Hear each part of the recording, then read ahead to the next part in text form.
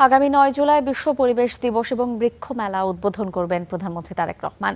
দুপুরে সচিবালয়ে বিশ্ব পরিবেশ দিবস এবং পরিবেশ মেলা এবং জাতীয় বৃক্ষরোপণ অভিযান এবং বৃক্ষ মেলা উদযাপন উপলক্ষে আয়োজিত সংবাদ সম্মেলনে একথা জানান তিনি।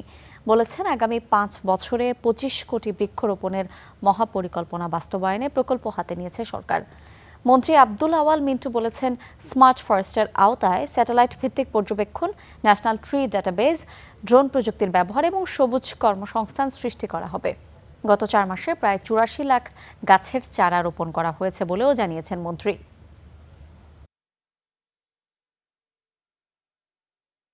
বৃক্ষরোপণ শুধু একটু আনুষ্ঠানিক কর্মসূচি নয়, এটি আমাদের ভবিষ্যৎ প্রজন্মের জন্য একটি নিরাপদ ও বাসযোগ্য বাংলাদেশ গড়ে তোলার অঙ্গীকার।